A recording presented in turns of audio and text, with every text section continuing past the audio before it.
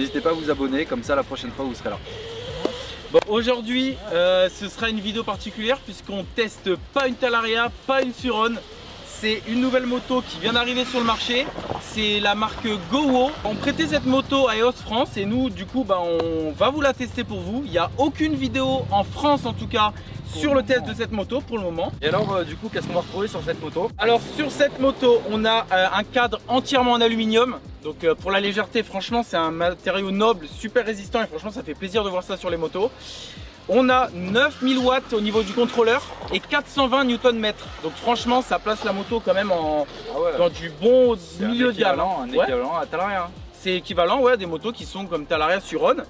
On n'a pas encore testé, on peut pas vous dire ce que ça donne vraiment parce que des fois entre les chiffres et en vrai, il y a un monde comme ça, donc on sait pas encore. Du coup, le poids c'est 50-50. Le poids est vraiment au milieu, comme on peut le voir avec le frigo entre guillemets. On peut retrouver aussi la même fourche que la Talaria.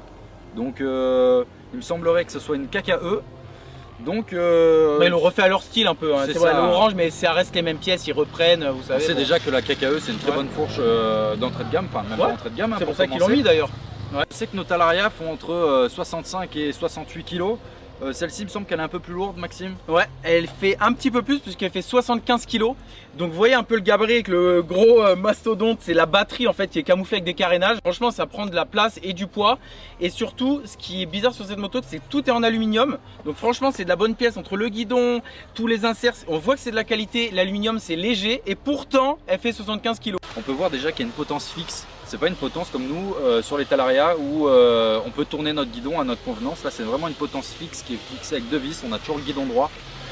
L'avantage, c'est d'avoir un guidon droit qu'on peut surélever plus facilement.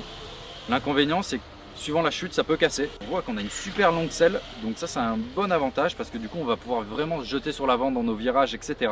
Donc je pense que un bon point pour cette moto, la GoWo, ça va être la selle. Ce qu'on peut rajouter, c'est en hauteur de selle, on a 89 cm. Donc c'est une bonne hauteur, regardez. Baptiste, il va monter dessus, regardez, il est grand.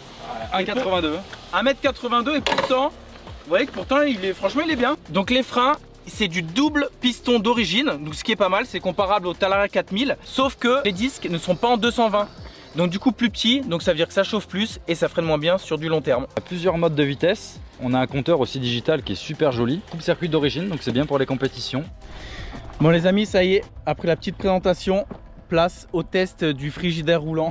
Bon les amis, premier test déjà, je suis bien assis, on peut bien se lancer sur le devant. Après par contre là, ce bec de canard, ça fait peur, hein. Ce truc énorme. Bon, on va voir ce que ça donne, je me suis mis en mode le plus puissant. Oh, déjà la position, oh là là là là là là. Oula là là là. Alors ouais, ça a l'air de ouater. Oh c'est lourd. Oh, qu'est-ce que c'est lourd sur la partie du milieu. Oh là là là là. En fait c'est vachement lourd si vous voulez sur le milieu. Et ça pardonne pas du tout. C'est à dire que même s'il y a oh, les amortisseurs, ça a l'air d'aller. La réponse des gaz, c'est un peu bizarre. Il y a un petit temps de latence. Les amortisseurs ne sont pas du tout bien réglés. Donc c'est vraiment effrayant. Après, ça se roule hein, quand même. Hein. Pour une moto entièrement d'origine. Ah, elle a coupé. Il doit avoir le capteur de chute. Il faut un petit temps d'adaptation pour appréhender le poids en fait. Suron qui est beaucoup plus agile. Regardez.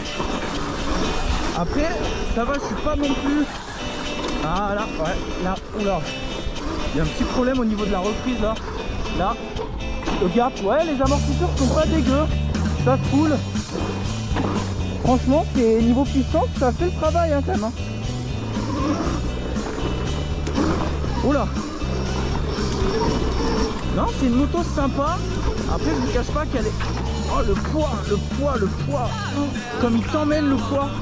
Par contre, ça, se jeter sur l'avant de la selle, c'est vraiment cool. Hein. Là, dès que j'arrive, elle coupe les gaz, je sais pas pourquoi. Ça fait le travail, niveau puissance, ça fait le taf. Après, je trouve qu'il y a beaucoup de réglages suspension à faire. Là, ça part de partout.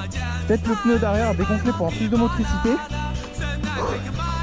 Mais ça fait le travail quoi, c'est sympatoche.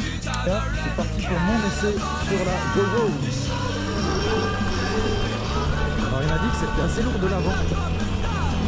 Oh oui, putain, par contre, c'est en avant. La selle, c'est un bloc de détournement, mec. C'est une bonne machine, moi j'aime bien.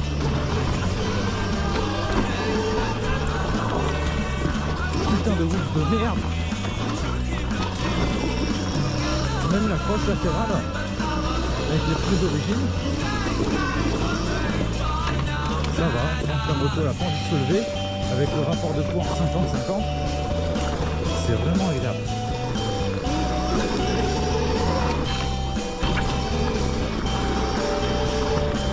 Par contre c'est une planche. C'est une planche dans le sens où elle est toute plate. Ça fait vraiment bizarre. J'ai perdu l'avant. Ouais, c'est pas mal. C'est du répondant. Pour l'allumer, vous restez appuyé sur la petite molette sur le côté, vous voyez. Voilà. Après ici, vous avez les différents modes de klaxon parce que il existe une version homologuée. Vous avez le coupe-circuit, pas mal. Ça d'origine, c'est pas mal.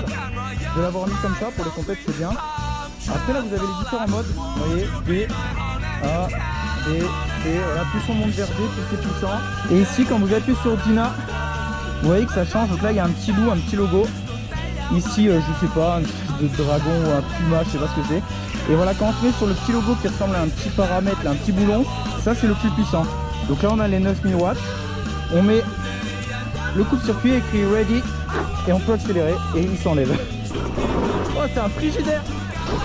Et là, quand on regarde à fond, voilà, il a un petit temps de latence. Peut-être une mise à jour par la suite. Regardez avec Vic derrière qui a une moto de compète. Bon, c'est sûr qu'il a le double de puissance. Hein. Le petit saut là, tac. Le Vic. Ouh, parce qu'il faut savoir qu'elle a affiché à 7000 €. Je sais pas s'il y a des primes de l'État, je sais pas.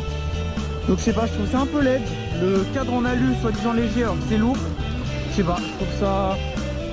Il manquerait peut-être d'amélioration au niveau du châssis pour moi. Après, vous savez, je suis pas professionnel. Donc c'est pas moi qui vous dirai mieux s'il faut l'acheter ou pas. Le mieux c'est de passer l'essayer chez Eos si vous êtes intéressé. Et voilà, de voir avec eux directement.